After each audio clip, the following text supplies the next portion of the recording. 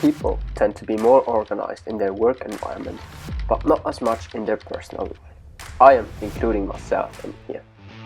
Do you have the feeling as well when you get back home, see all that mess around in your room, and just leave again as soon as you walked into it? How can you get into creative mode and be productive if you enter that mess? You will probably end up, like me, making a bigger mess out of it. If you're already a bit frustrated, then get out there and sit in your couch and turn on the TV and spend the rest of the evening like that. For me, it was like that with filling out the taxes, which would probably take me about 2 hours, but I was putting it off for a month. Now, the same goes as well with keeping my room clean. So, what changes and adjustments can you make in your life in order to get more organized, to get your organizational skills to the next level? But even more, it is getting your life together, because it is a crucial thing to be organized, and in order to get organized, there are a few important steps to take in order to be in general clean and don't have a mess in your room, but as well get to your next level. Welcome guys to another video on my channel. As you see, not being organized, what a mess it leaves. And in today's video I'll talk about different things we, included me, need to change in order to get our minds clear. So I'll take you with some different examples as well in today's video, and I hope you guys enjoy it. Everyone has a trash corner like I have here. It looks very messy, but that doesn't mean it cannot look like that. Clean, at least a bit cleaner, and you can put your clothes into that bin. So that is the first thing. Oh no. Trash corner is fine if you have that, because everyone has that in his or her room.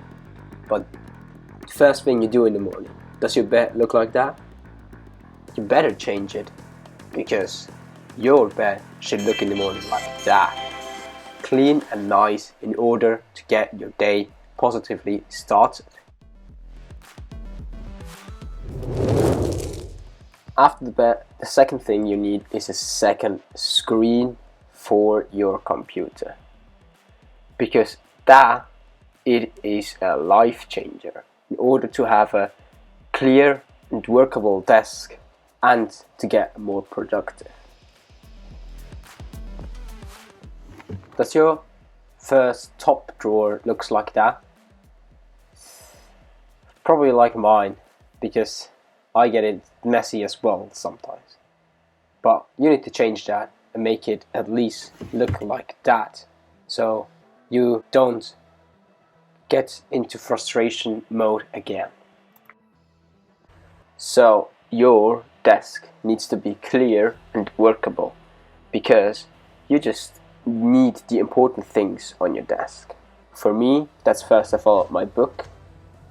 That is because if I spend my time on my phone scrolling through any, I don't know, social media or things like that, I'll see that book in the corner of my eye and like, okay, get back into creative mode. And I can, like I said in all my videos, our brains are masters of distraction. So why don't use it against us with putting that book in that corner and to educate and hustle for your own future like that. And I'll say it like always, we can process much more information if we are younger.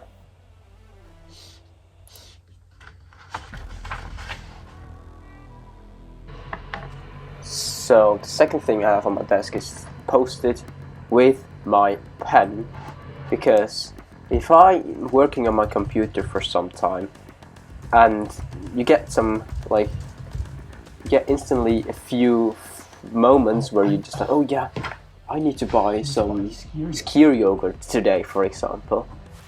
And if you put that in your mind, you will overwork it. You need to think of your brain like the computer. The computer has its RAM as well, where you can, like, it is limited with 8 gigabyte, for example, and that's how your brain works as well. You need to empty it by time to time in order to focus on the tasks you are doing at the moment. So get your RAM emptied with writing things which pop into your mind in that moment on a post-it paper.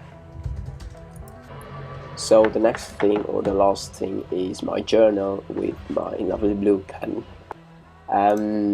This is for moments where I am like working, or just in general. Also in the morning I write down my feelings, and if I have some emotional downs, and also if I'm not feeling really well and a bit frustrated, disappointed, I don't know, or angry, I write that down in my journal. But also long-term goals, for example, which I've set myself, I put it on paper, so if I look back into that journal, I have them always in my mind and feel that as well, in order to accomplish my goals and work towards my goals, and of course get to that next level.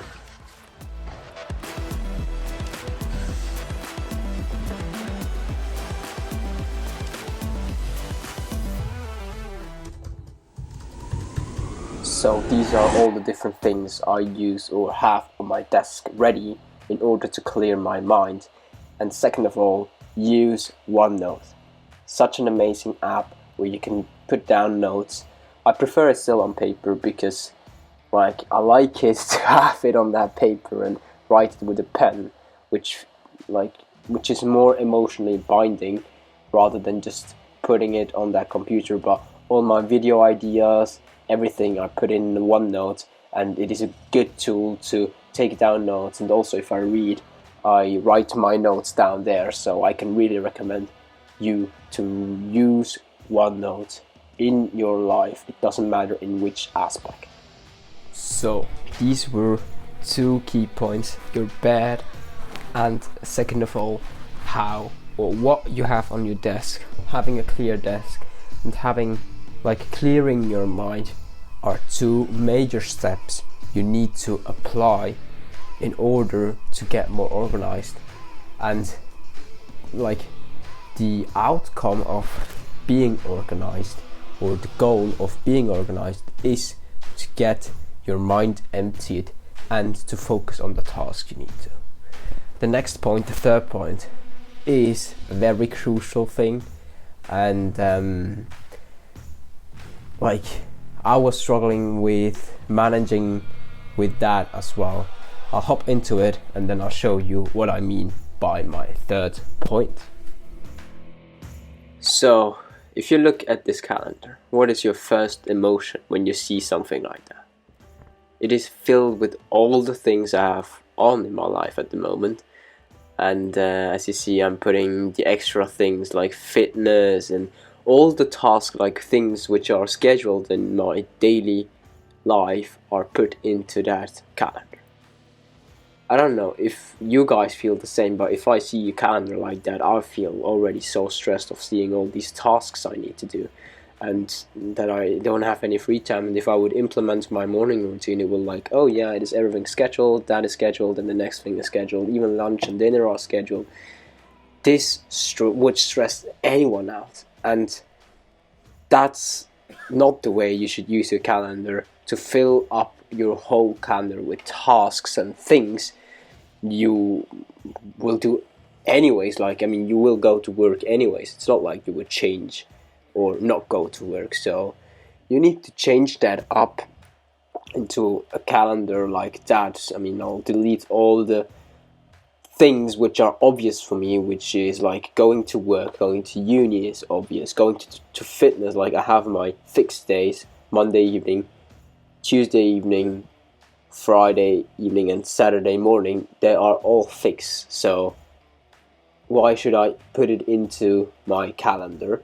And if I delete all these tasks, at the end there will be like maybe uploading a YouTube video, but even that gets slowly regular because I'm dropping always 2 videos on Thursday and Sunday. So that won't make a big change anymore. But put in deadlines for uni, for example, or like meeting up with your friend, which is like on that particular day, and tasks or things which are not regular and always repetitive, because you want to get your calendar to a level which doesn't stress you even more, and keep it as a reminder base and not just putting all these tasks in there and get frustrated and get more and more stressed. So that is my third thing for today's video, that you should focus on putting only deadline-based tasks into your calendar. So that was it for today's video.